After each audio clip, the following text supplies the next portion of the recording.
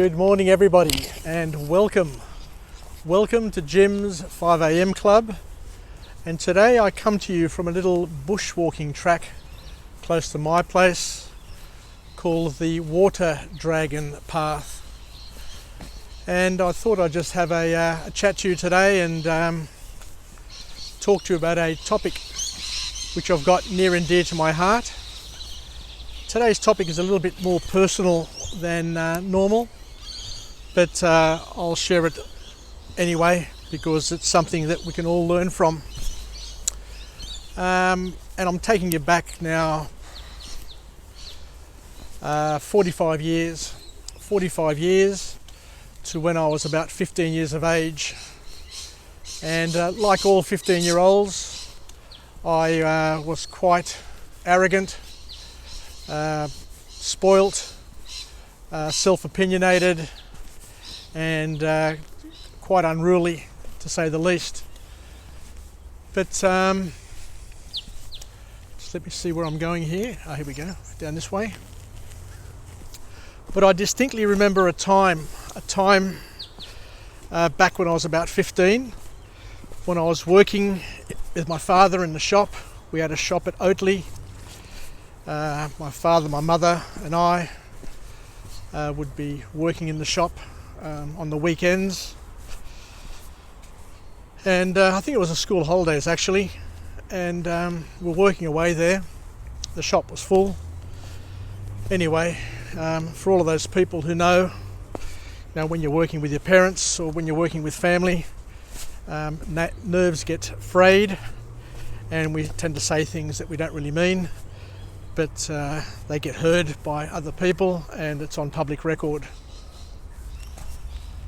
So on this particular day, I remember saying something quite dramatic and rude to my father.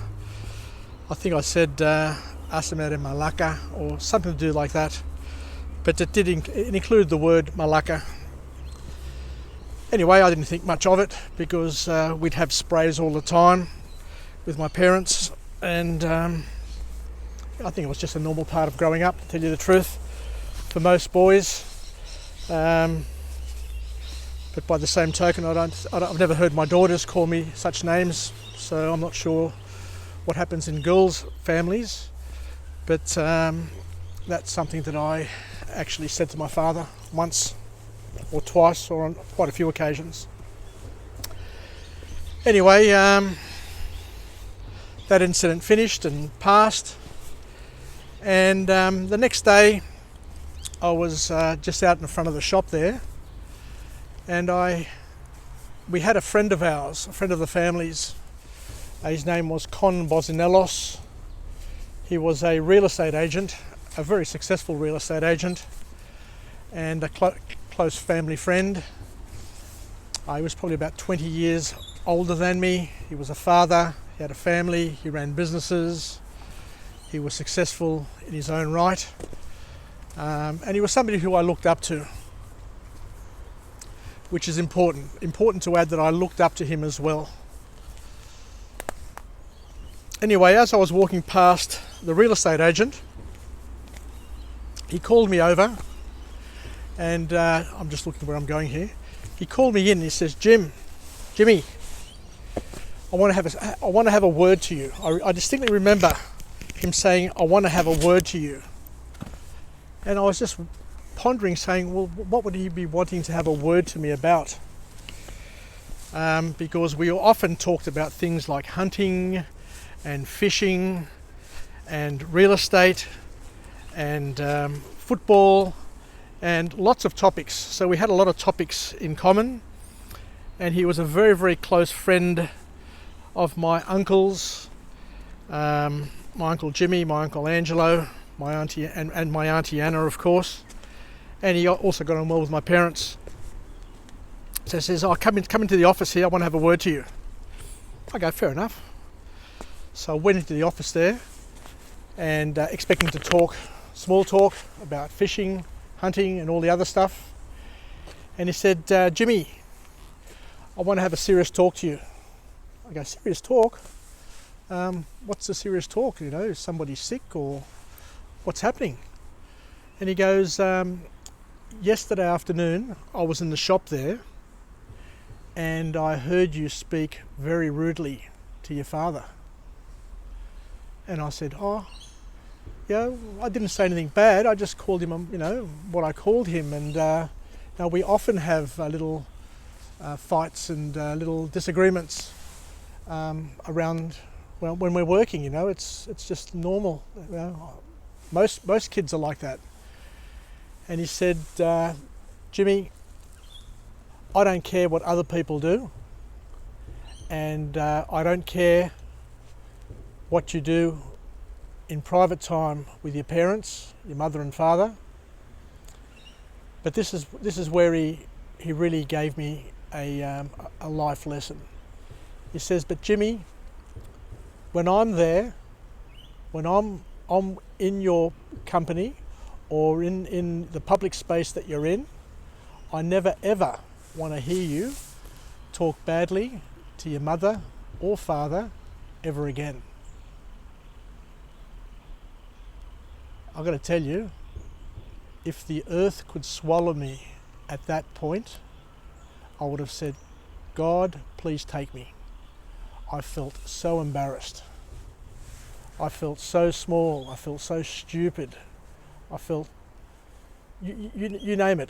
As a young 15-year-old, arrogant, egotistical, I know everything.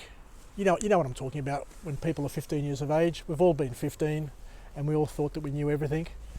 To be at that age and to think that the world, the sun shines out of your backside, and to have somebody outside of your immediate family, somebody who you looked up to, somebody who you respected, dress you down, was a moment in my life that maybe was a transformational moment. I was a little bit shocked actually, and I just couldn't wait.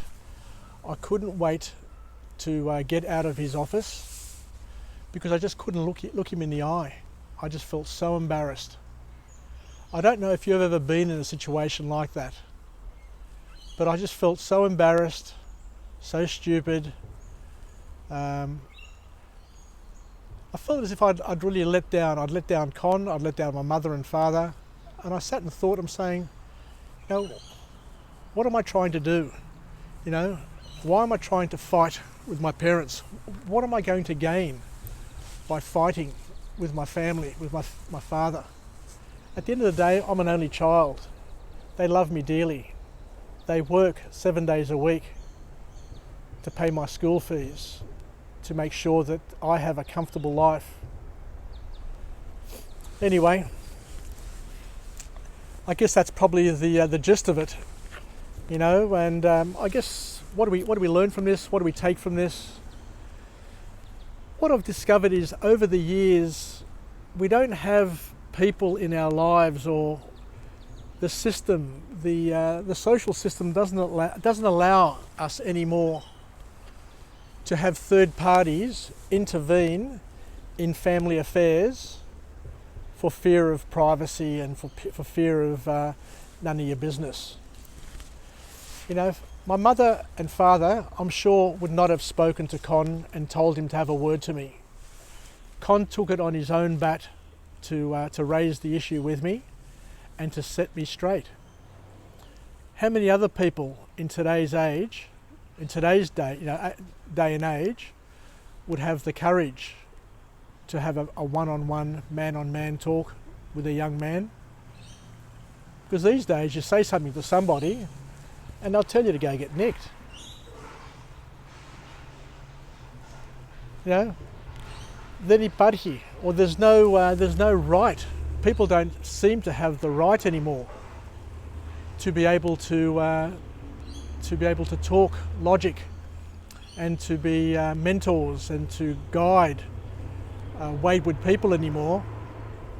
And I guess the other issue that we find is that most families, through divorce, through the social breakdown of families, don't have very many male or men role models or figures in their lives anymore that can set young men straight. because if a woman had said that to me, I would have been annoyed. I got to be honest with you. I would have been annoyed. But when a man that you look up to pulls you up and sorts you out, it shakes you to your core. Anyway, I thought I'd just run that past you today, and I think it's a very, very valuable and powerful lesson, especially to the younger people, to be careful. Be careful what you say in public, because you don't know who's listening and what impression they are forming of you. You don't want people thinking that you're a rat bag or you're an aliti, when in actual fact you're a good person who has a few faults. You know, one or two or a few rough edges. So be careful, because once people define you, it's very, very hard to break that definition, and they'll always see you as an aliti, as an achristo, as a kolopedo. So be careful. And I thank Con. Con knows that I respect him, and I still talk to Con these days, and I always try and feed back to him how important that feedback back then to me was for my growth and development. It was just what I needed at the right time. Otherwise I would have been way off path, and who knows what I could have developed into. I've been very fortunate to have had good uncles, good male role models in my life. Of course, my father, my uncles, and male friends of the family. So I'm lucky. I'm one of the lucky ones. So let's finish off with a positive affirmation. I'm alive, I am well, and I feel great. And to all my friends and family, stay connected, stay relevant, and be careful. Once again, be careful of what you say in public, so that people don't form the wrong impression of you, and also the wrong impression of not only you, but also your family, your friends, and all the people you socialise with. Anyway, bye for now, take care, and thank you. Thank you for being with me for Jim's 5am Club, because this is episode number 99, and after 99 I get to celebrate 100, God willing. Take care, I love you, sa sagapao para puli, and we'll chat again. Take care, bye.